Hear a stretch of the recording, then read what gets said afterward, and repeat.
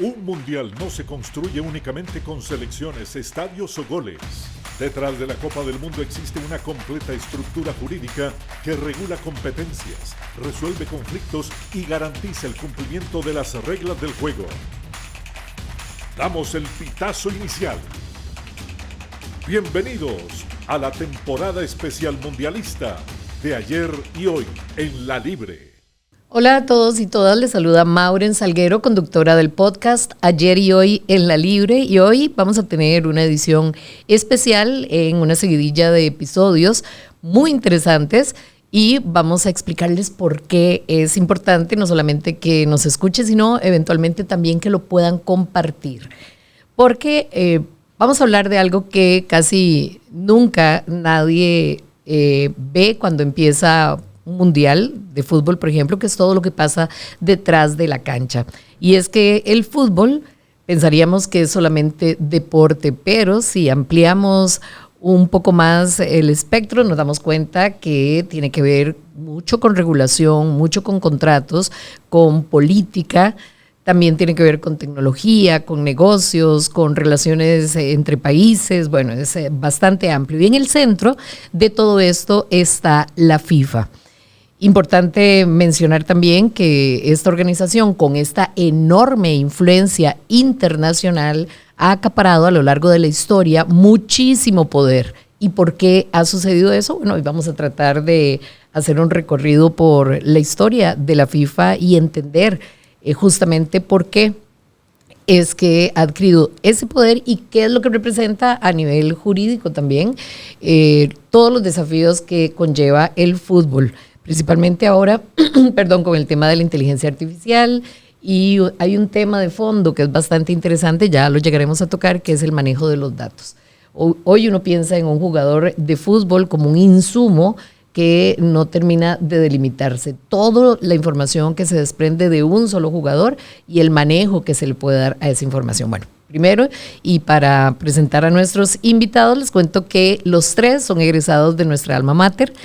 Con mucho orgullo hoy están convocados para esta mesa de conversación.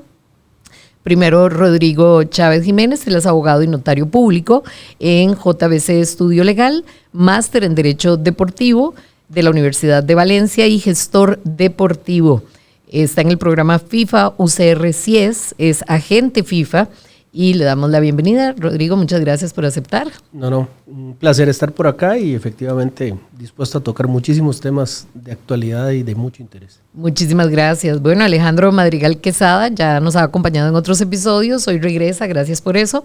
Abogado y notario, especialista en Derecho Notarial y Registral, doctorando en Derecho Comercial y Procesal Civil, es profesor universitario en el posgrado de Derecho Notarial y Registral y la Cátedra de Derecho Concursal, integrante del criterio legal de la Federación Costarricense de Fútbol. Gracias, Alejandro, por regresar. Un placer estar de nuevo aquí con ustedes y, bueno, presto para hablar de un tema que es muy interesante. Bastante interesante y conforme avancemos se van a dar cuenta cada vez más. Y por último, Jorge Arturo Gutiérrez Brandt, él es abogado y notario, máster en Administración de Empresas, presidente del Comité de Licencias de la Federación Costarricense de Fútbol, expresidente de la Asociación Estudiantil de la Universidad Escuela Libre de Derecho, del 99 al 2000, en el cambio de siglo, nada más y nada menos. Bienvenido también. Gracias, Maure, Rodri y Ale, qué bueno vernos aquí. Bueno, el mundo del fútbol tiene derecho, aunque no crean, y pues enhorabuena, si no vamos a estar en el Mundial jugando fútbol, pues que estemos hablando de él a nivel jurídico también. Tema sensible ese, ¿verdad? Total y completamente. Bueno, pero la vigencia de lo que vamos a conversar no se pierde por eso. Lamentablemente no vamos a estar, pero efectivamente es importante abordar estos temas, principalmente porque se manejan muchas teorías, ¿verdad?, en torno principalmente a los temas de corrupción que se han hecho pues mundialmente conocidos con respecto a la FIFA, pero vamos poquito a poco. Así que, por favor, empecemos por lo más básico. ¿Qué es la FIFA y por qué es que tiene tanto poder, que lo planteaba en la introducción del episodio? Bueno, la FIFA es el organismo internacional que regula el fútbol, ¿verdad? A nivel mundial. Como Federación Internacional de Fútbol Asociado, que se llama, lo que tiene son confederaciones a lo largo del planeta, en donde está Asia, está África, está Europa, está América, está Suramérica, porque América está dividida por CONCACAF y por CONMEBOL, y está también Oceanía, ¿verdad? Que está pegada a Asia, digamos, en términos muy simples, abarca todos los continentes, la Federación Internacional de Fútbol Asociado. Cada confederación tiene sus propias asociaciones miembros que se llaman, que para efectos de ubicarlo en Costa Rica, nosotros somos miembros de la confederación que se llama CONCACAF, ¿verdad? En donde está México, Estados Unidos, Canadá, Centroamérica, Panamá y el Caribe. ¿Okay? Eso es la confederación a la que nosotros pertenecemos, y cada uno de los países que estamos en esta confederación tenemos una federación afiliada a la CONCACAF, y por ende, por estar afiliados a la CONCACAF afiliada a FIFA, y ahí es, digamos, la FIFA es como el gran padre del asunto, ¿verdad? Y nosotros venimos siendo una asociación, digamos, en el caso de Costa Rica, digamos, de tercera categoría, porque la segunda categoría la va a tener la confederación. Es una relación totalmente vertical. Digámoslo que sí, que sí. La verdad es que es así, es jerárquico en este tema, y existe en el sistema del fútbol, y eso es lo que vamos a ampliar, y aquí habemos tres que hemos peloteado ese tema. Existe un tribunal internacional de fútbol, digamos, que se puede llamar así, que no es deportivo, pero digamos se usa mucho en el fútbol, y el fútbol tiene el 90% de los temas que estudia este tribunal, que es el famoso CAS o TAS. CAS son las siglas en español, y el TAS es en otros idiomas, y a donde se ven las disputas de deporte, que también se ven las de fútbol. Bueno, ahora que mencionabas el tema del CAS o del TAS, entiendo entonces que en esta estructura todos los dependientes de la FIFA aceptan absolutamente o están obligados, entiendo, a aceptar todo en materia de reglamentos y de estatutos de la FIFA. Sí, correcto. Ahí tal vez los compañeros que amplíen. Efectivamente así es. Como dijo Jorge, el padre pone las reglas. Entonces, al poner las reglas, evidentemente la FIFA ha generado una estructura de normas, de leyes que regulan la práctica del deporte, en este caso del fútbol, y las asociaciones miembros de esas confederaciones, que a su vez están adscritas a la FIFA, tienen la obligación de respetar esas leyes, de acoplarse a esa normativa y de regular inclusive la práctica del deporte a lo interno de sus países de acuerdo a esa normativa que establece FIFA. Y digamos que la postura es muy simple: o acepta estas reglas o no juega dentro de nuestra organización.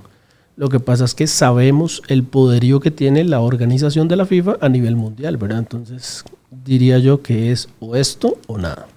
Es que además estamos hablando de que organiza el evento mundial deportivo más importante que hay. Y no solo eso, rentable a nivel planeta. O sea, estamos hablando de cantidades de dinero absurdas. Yo no tengo cómo dimensionar a veces la cantidad de ceros de cifras que se mueven y que pasan a través de la FIFA y a través del mundo cuando se organiza un evento de este tipo. Sí, el evento FIFA que estamos a punto de vivir es como la corona de todo lo que organiza FIFA a lo largo del año en cuanto a competición. Y como ficción creada para la diversión y el negocio, definitivamente hay muchas eventualidades, ¿verdad?, alrededor de un simple partido. Existe mucha normativa, mucha regla relacionada con el tipo de uniformes, existe reglas de qué es lo que puedes ingresar a la cancha o no, están las normas que regulan el arbitraje. En fin, es un mundo de lo que estamos hablando. Sí, y es muy interesante cómo el fútbol, ¿verdad? Yo lo considero así, es un instrumento de cambio social, y es un instrumento social en donde se va a integrar absolutamente toda la sociedad, porque el impacto de un mundial en un país que clasifica un mundial implica aspectos económicos, aspectos sociales, aspectos laborales, porque hasta la jornada laboral se tiene que ajustar para ver un partido de fútbol. Entonces vean el montón de bemoles, y un aspecto indispensable, y ahora que está todo este tema de inteligencia artificial y manejo de datos, imagínense la propiedad intelectual. O sea, claro, hablando en temas jurídicos, la propiedad intelectual que está inmersa en un mundial, la FIFA ejerce un control estricto y muy estricto con relación al manejo de sus marcas. Obviamente aquí estamos en un podcast totalmente didáctico, en donde estamos en una universidad y podemos hacer uso de ese tipo de cosas porque estamos hablando de la organización como tal. No estamos haciendo una explotación comercial, pero si así lo estuviéramos haciendo, téngalo por seguro que vamos a ser monitoreados, que van a pasar un montón de cosas, que hay que pasar un montón de filtros, porque con la tecnología como está, el alcance para controlar esto es mundial. Es mundial y es a nivel de las redes, a nivel de internet, o sea, es algo extravagante, si se puede decir de esa manera. Bueno, ahora ustedes mencionaban algo que es, determinante, y es el hecho de la importancia que reviste para un país, o para varios, que es el caso que viene ya de camino, ¿verdad? Que es Estados Unidos, México y Canadá. Esa importancia que reviste para un país ser sede, por ejemplo, está atravesada por muchísimas cosas. Yo entiendo, por ejemplo, y repasando un poco la historia de los mundiales, veíamos el tema de Rusia, ¿no? Que Putin, por ejemplo, primero estaba en contra, o por lo menos indiferente, y cuando fue intervenido para que entendiera la relevancia de tener la Copa ya, él empezó no solamente a ceder, sino a intervenir ya personalmente para que eso fuera una realidad, por todo lo que representaba. Sí, en realidad, bueno, partamos desde la premisa de que muchos países se pelean a organizar un mundial. Y se pelean y literalmente. Se pelean literalmente. Ahí está la política, pero a flor de piel. Ahí entra la política definitivamente, donde se postulan y al final la FIFA es la que decide, de acuerdo a sus intereses, cuál es el país que mejor le podría servir para organizar un torneo. Y aquí, nuevamente con la política, tal vez no sea solo mejor a nivel de infraestructura, sino que también de algunos otros intereses. Que yo sepa, el único ejemplo de un país que renunció a la organización de un mundial fue Colombia en el 86 y por razones, digamos que extracancha y situaciones políticas y otros aspectos ahí que los llevaron a renunciar. Pero fuera de eso, obviamente los países se pelean por la organización. ¿Y por qué se pelean? Bueno, por todos los beneficios económicos principalmente, pero todos los beneficios de exposición que genera organizar un torneo, además del turismo, además de pues que todos los ojos del mundo van a estar sitiados en ese lugar durante ese mes. Sí, muy importante, Mauren, ahora que tocaba Rodrigo ese tema, y especialmente en Costa Rica, que somos pioneros en el área, desde 1949 inició la primera selección femenina, y Costa Rica ha sido sede de 2 mundiales femeninos, 2 mundiales, estamos hablando U17, U20, y en el 2031 estamos muy cerca de ser sede para ese mundial 2031 de las selecciones mayores femeninas. El impacto de esos mundiales ha sido medido a nivel del país, y como bien lo decías antes, el ICE tuvo que ajustarse, el ICODER tuvo que ajustarse, muchas organizaciones a lo largo del país se vieron beneficiadas porque se mejoraron instalaciones, el mismo desarrollo del fútbol a nivel femenino se popularizó, los estadios se llenaron, hubo un comité organizador local en donde proveedores costarricenses, de lo que a ustedes se les ocurra, hasta el señor que siembra y produce sus hortalizas o sus frutas, eso implica para un mundial, porque estamos hablando de gran cantidad y un flujo de personas, además del voluntariado que se genera, y que gracias a ese voluntariado conozco 2 o 3 casos de costarricenses que ya están totalmente involucradas en FIFA, gracias al voluntariado que hicieron aquí en Costa Rica, que podía ser de lo más sencillo, simplemente estar en un venue que se le dice a los estadios, colaborando con recibir los equipos, por decir una cosa tan simple, pero fue una persona que por sus destrezas personales en cuanto al manejo, digamos, de habilidades blandas que tienen que ver desde hablar varios idiomas hasta tener otro tipo de atributos, la FIFA en todo eso se fija y usted puede andar por el mundo perfectamente trabajando para mundiales y trabajando para competencias, porque como bien lo decíamos, y lo dijo Ale ahora, y esto es simplemente como la gran fiesta, pero hay mini fiestas en todas las confederaciones a cada rato. Bueno, interesante para dejar también sobre la mesa, ya hablamos de Costa Rica, ¿verdad? Como sede para mundiales femeninos, que tengo la noticia del 2031, y entiendo un poco la polémica también que se ha generado, todos los peros con respecto a infraestructura y todo esto, que la FIFA también ve con lupa, ¿no? El tema de la capacidad que tiene el país sede para poder albergar no solamente jugadores, sino el tránsito de infraestructura. Totalmente. Es un tema de infraestructura. Básicamente no se reduce solo a verificar que tengamos estadios bonitos, claro que no, o que puedan albergar a las personas, o que tenga buenas instalaciones para recibir a la gente. Es todo un movimiento que va desde cuál es la organización en su aeropuerto, la seguridad con la que usted cuenta para recibir a los equipos, cuál es la dinámica en carretera, hoteles, cuáles son los hoteles que vamos a escoger, proveedores, tienen cercanía, no tienen cercanía a los estadios, cuál cancha alterna me vas a brindar para poder entrenar, hay una cancha lo suficientemente buena para hacerlo, la mercadotecnia, las personas que se acercan alrededor de los equipos, todos los proveedores. Las personas a nivel económico y social tienen un impacto inmediato cuando hay una organización de un evento como este. Yo quiero preguntar, porque estamos poniéndole el rostro a la FIFA, que entiendo nació con esta aspiración de convertirse en el máximo referente a nivel de organización de eventos deportivos, y lo logró. Empezó de forma muy modesta, ¿cierto? Allá en Zúrich, y hoy es lo que es. Pero en esa evolución logró captar al deporte rey, que es el fútbol, y la atención de muchísimas. Hoy reúne cuántas federaciones, o cuántos miembros más bien. Creo que deben andar como por alrededor de 196. No conozco el dato exacto, pero tiene más afiliados que la Organización de las Naciones Unidas. En la misma ONU. Sí, y bueno, el proceso de FIFA obviamente fue algo que se gestó en Europa. Tengo entendido que en algún momento la sede estuvo en Francia y después la trasladan a Suiza. Es parte de la historia también cómo ha evolucionado el trofeo de la Copa del Mundo. No es como la conocemos ahora, sino que hubo un trofeo antes. Pero efectivamente, de todo esto ha tenido que ser parte de una estructuración jurídica, ¿verdad? Y de una visión muy amplia que han tenido sus fundadores para ir ajustando, y en un mundo tan globalizado, a poder armonizar todas esas normas, como bien decía ahora Rodrigo. O sea, difícilmente en África va a haber una disposición distinta de la que haya en El Salvador, la que tengamos nosotros en Costa Rica. O sea, lo que puede tener es un nivel tal vez de exigencia menor, porque para eso están las confederaciones, porque son las que tropicalizan y llevan esas disposiciones de carácter internacional, y a nivel de FIFA las tropicalizan para su región porque las condiciones socioeconómicas que hayan, ¿verdad?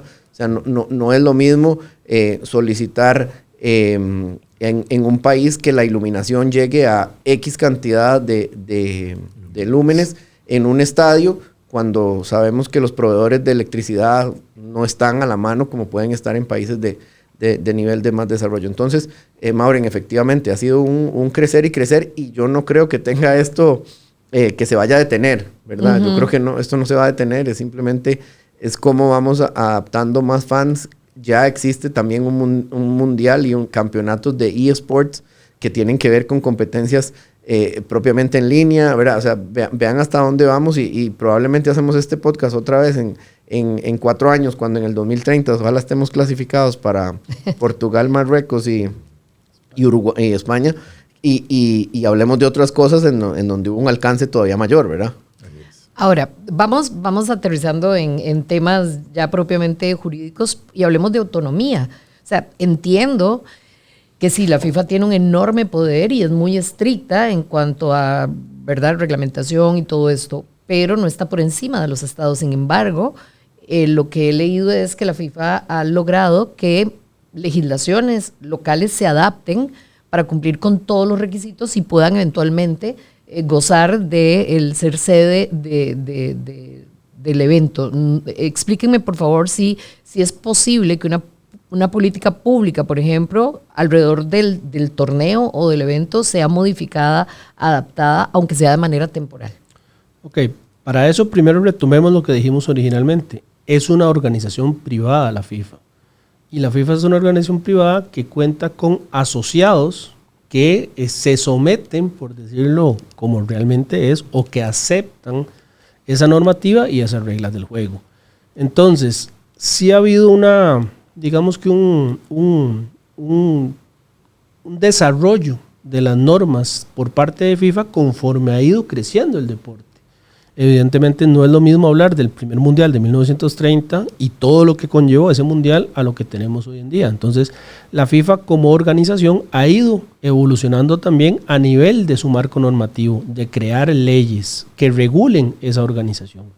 Lo que pasa es que, como usted lo dice, bueno, llega un momento en el que tenemos que poner en juego y armonizar las normas que yo tengo como FIFA versus las normas estatales internas de un país que me va a albergar una Copa del Mundo.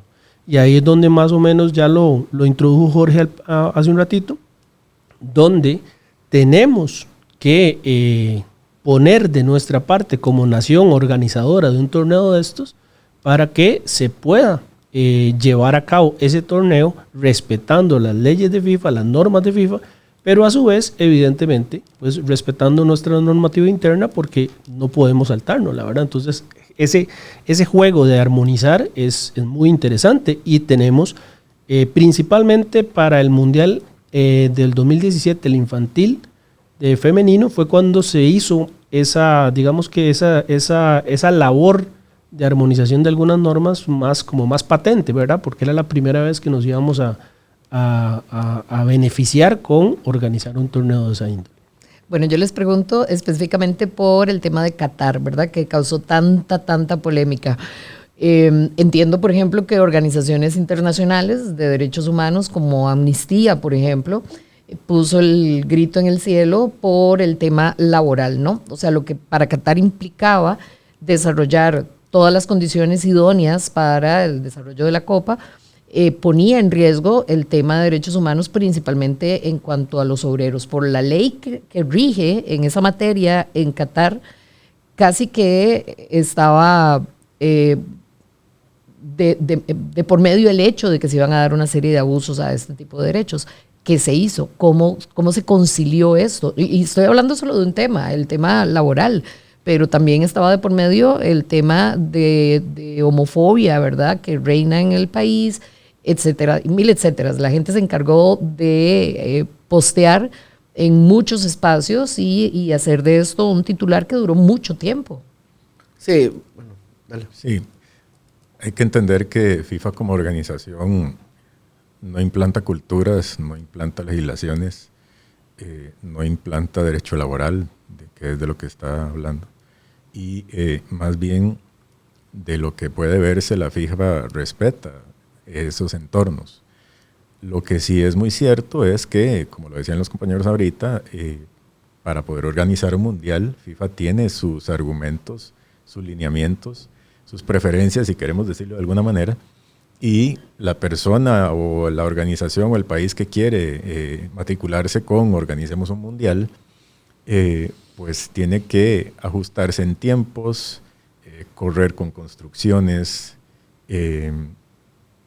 los anteproyectos, tiene que estarle brindando a la FIFA, ¿verdad?, estos adelantos de que ya voy por esta etapa, ya pronto voy a cumplir con esto, la construcción de los estadios ya está pronta a terminar.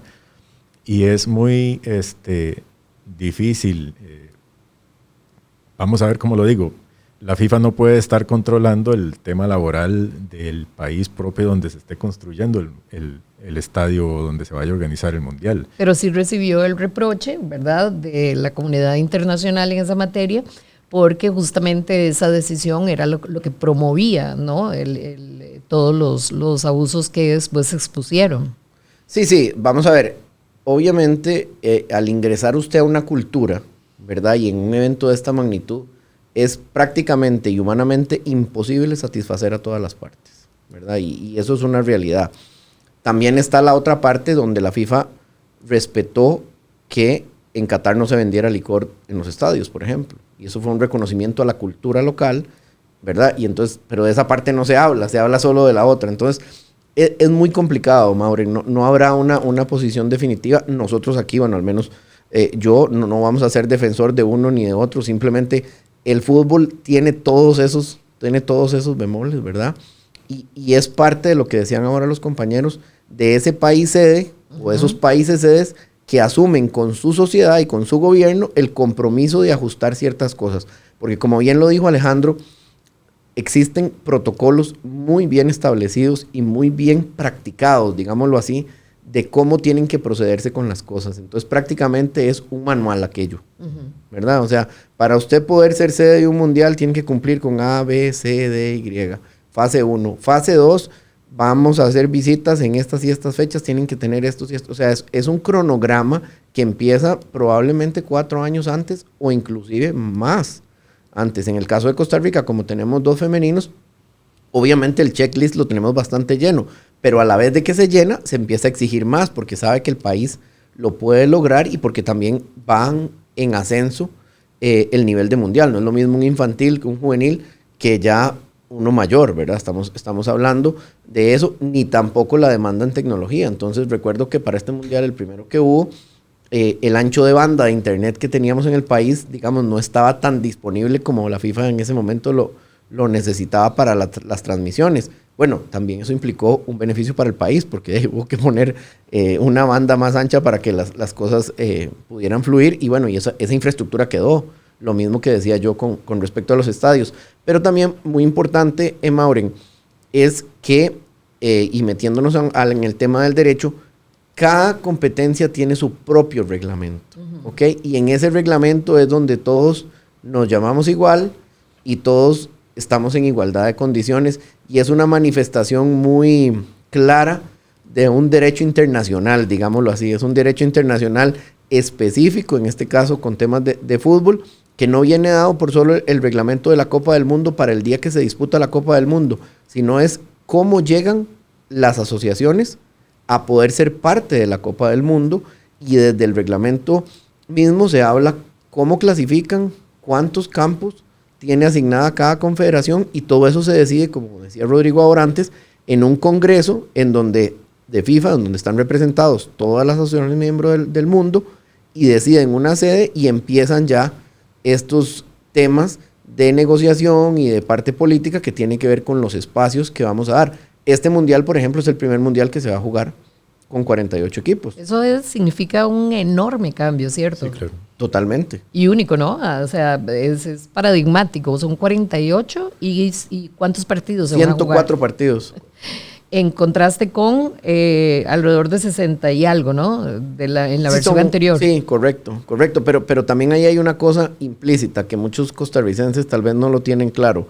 Creo que con Alejandro lo conversé y con Rodrigo también. Esta eliminatoria fue la primera vez que los países que tenían territorios ultramar, como puede ser Curazao, como puede ser... dame otro, Rodri, que no me acuerdo. Islas. Ajá, islas. Esas islas pudieron participar y hasta llegar a un mundial.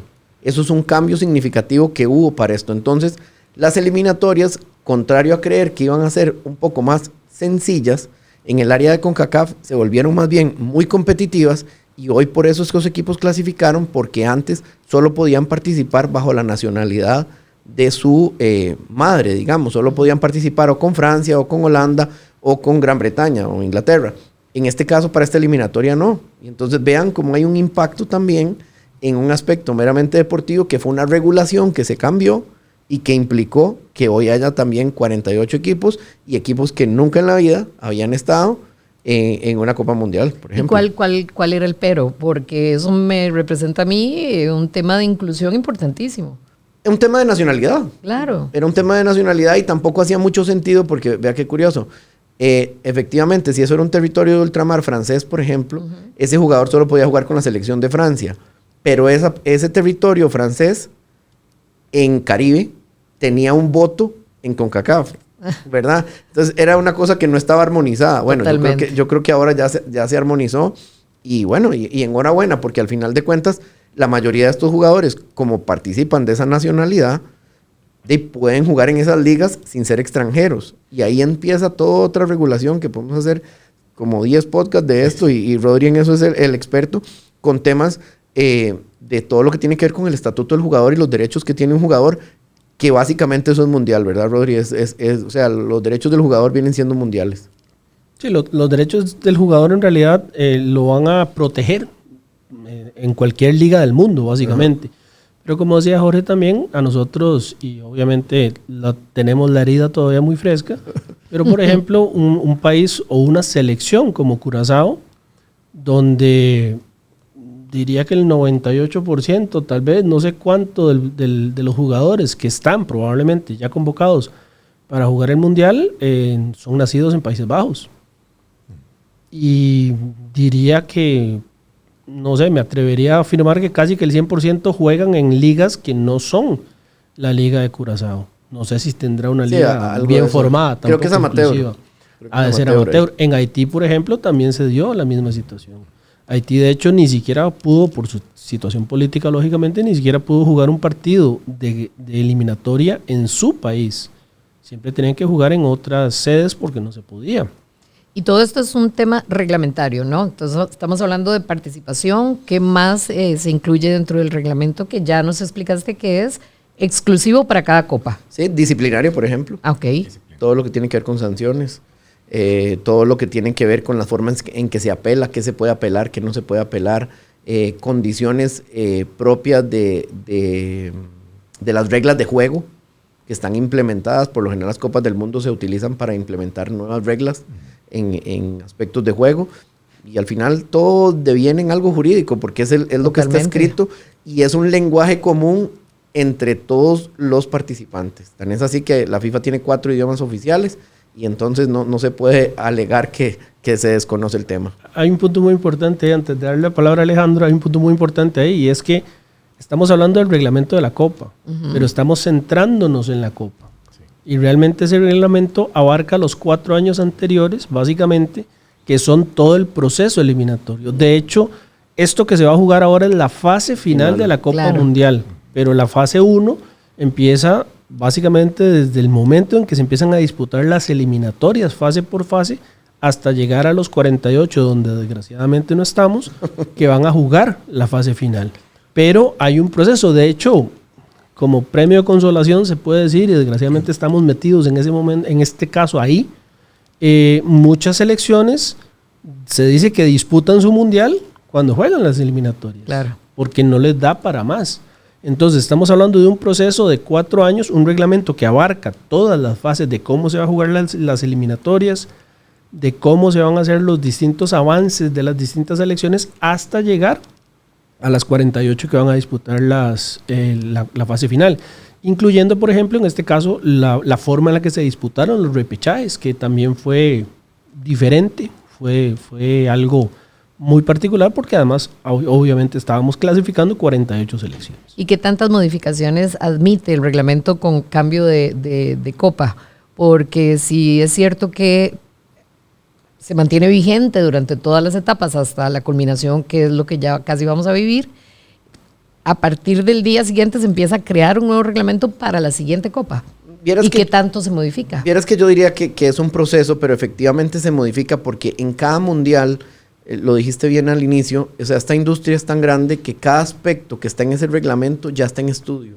Esta semana Pablo Wanchope anunció que era parte del comité técnico de la FIFA, y eso quiere decir que ellos van a analizar ciertas cosas que tienen que ver propiamente con el juego. Entonces, si ese comité técnico que estuvo en ese mundial decide que, por ejemplo, es mejor que la cancha tenga 50 centímetros más de ancho, es una recomendación que podrían considerar, y para la próxima copa o para la próxima eliminatoria elegir algo así. Que el tiempo efectivo de juego tienen que mejorarlo. Ok, van a reducir el tiempo en que el portero saca, van a reducir el tiempo de un saque de banda. Podría ser que llegue un momento en que diga, ya no vamos a jugar 45 minutos, ahora vamos a jugar 50. O sea, hay un montón de aspectos. En temas de mercadeo también, en temas de alcance. Entonces, bueno, ya no van a ser 100 vallas las que ocupamos tener, vamos a tener que tener 50. O sea, todo esto está tan regulado que efectivamente para cada copa hay una evolución, ¿verdad? Y hay una revisión de todo. Se supone que esto es el producto final, pero es el final para ese momento, ¿verdad? Porque es una cosa que va a estar en constante revisión. Sí, eso es muy interesante porque evoluciona con el tiempo. Como lo decían Jorge y Rodrigo, todo el tiempo es un ensayo, ¿verdad? Cada partido, cada eliminatoria, cada proceso da como resultado un análisis. El mundial, lo decía, es una cereza de pastel, pero aún dentro del mundial se está trabajando. Todas las selecciones, todas las federaciones, la FIFA como ente central, está analizando cosas a nivel de la publicidad, a nivel de la transmisión de los partidos, el enfoque que se le da a la falta, las cámaras que corren de un lado para el otro, la iluminación, el tipo de zacate. El VAR. El VAR. Son muchísimos elementos que hacen que esto sea tan bonito y tan innovador, ¿verdad? Todo el mundo está esperando cuáles van a ser las nuevas reglas para este mundial, y ahí hay un par que son nuevas para este mundial de hecho, porque por ejemplo, con esto que ya tenemos nuevo, que son 48 selecciones, una diferencia importante con relación a los otros eventos, vamos a tener más partidos. Entonces, si ustedes ven el calendario en los fines de semana ya está copioso, ¿verdad? Con la cantidad de partidos que podemos observar, ¿verdad? Va a ser una jornada larga para nosotros, ¿verdad? Hay que comprar bastante comida en la casa para poder estar ahí. Y entonces, eso es uno de los cambios que tenemos. Cambios como, por ejemplo, que ahora también podríamos hablar un poco de eso, temas de será sancionado el jugador que no sea el capitán y quiera conversar con el árbitro, por ejemplo, o reclamar de manera airosa.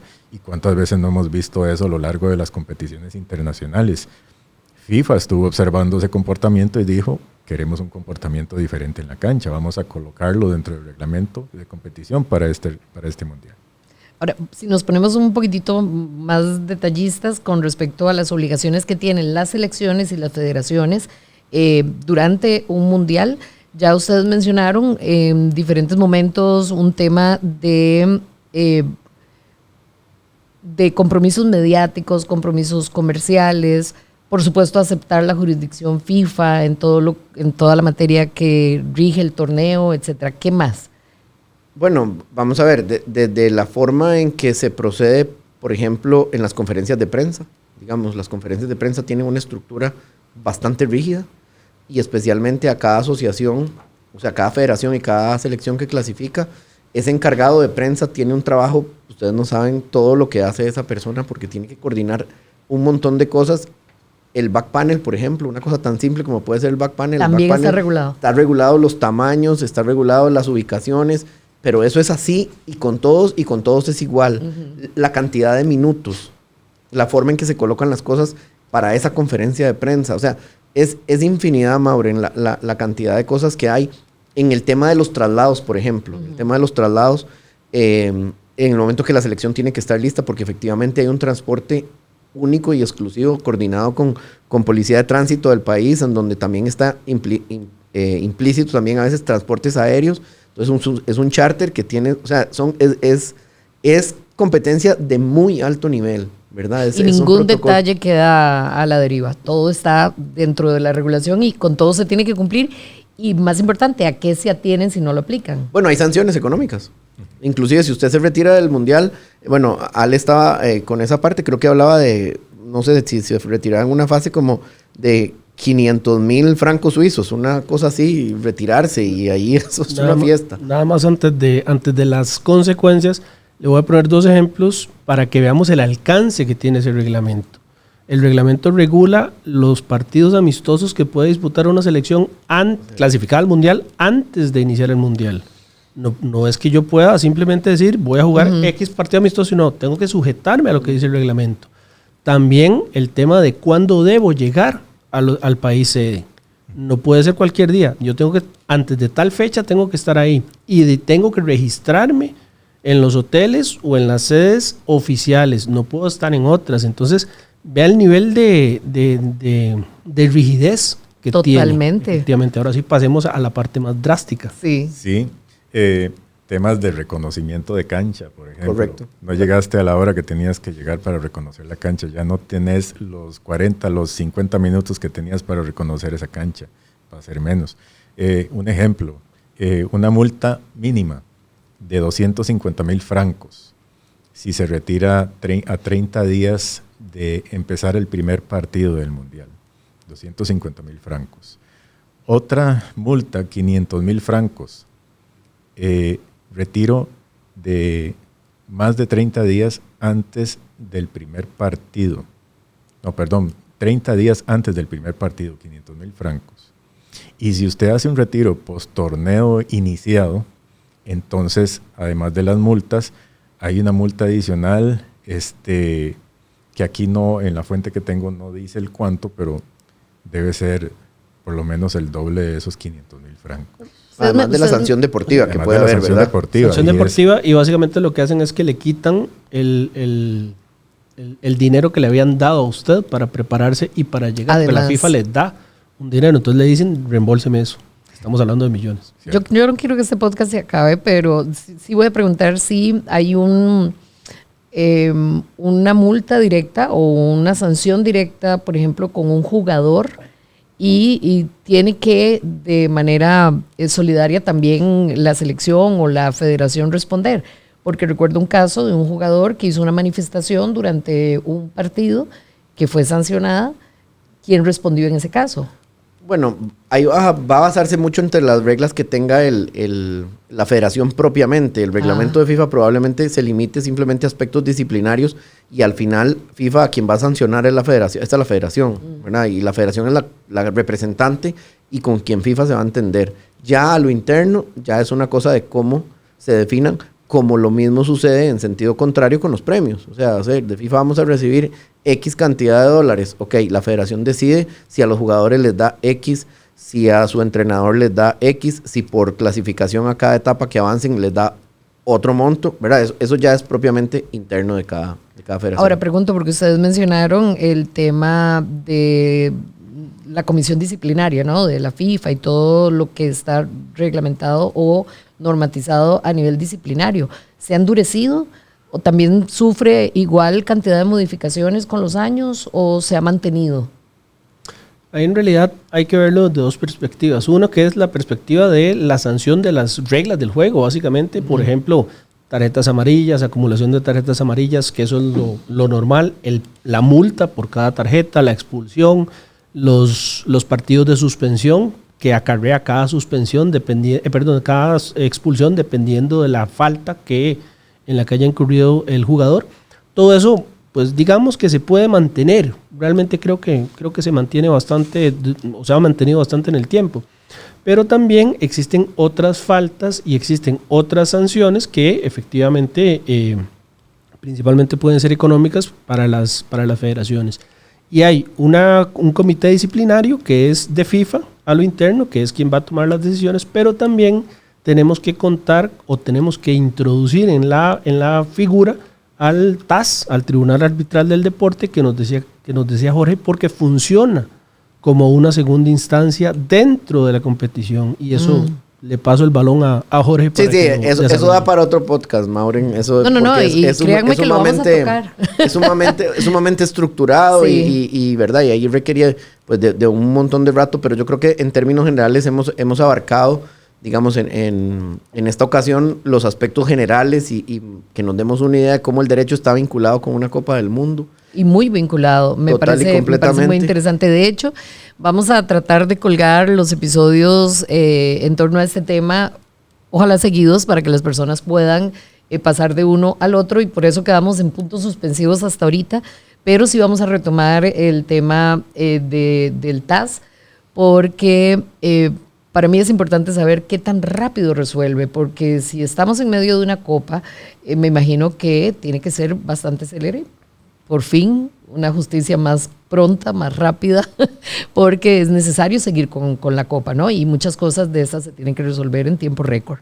Para entender cómo funciona, eso lo vamos a conversar. Se quedó Jorge así como, ya lo quiero decir. Sí, no. Vamos a cerrar este episodio. Despacio por acá. Que hay prisa. Sí, vamos a cerrar el episodio por ahorita. No se me vayan muy lejos y ustedes tampoco, ustedes que nos están viendo, para que no se pierdan esta entrega especial en torno al derecho deportivo. Nos vemos la próxima. El fútbol mueve emociones. El derecho garantiza las reglas. Gracias por acompañarnos en esta temporada especial mundialista de Ayer y Hoy en La Libre. Damos el pitazo final el día de hoy. Los esperamos en nuestro próximo episodio para seguir explorando el marco jurídico, institucional y deportivo que rodea la Copa Mundial de la FIFA 2026. ¡Hasta la próxima!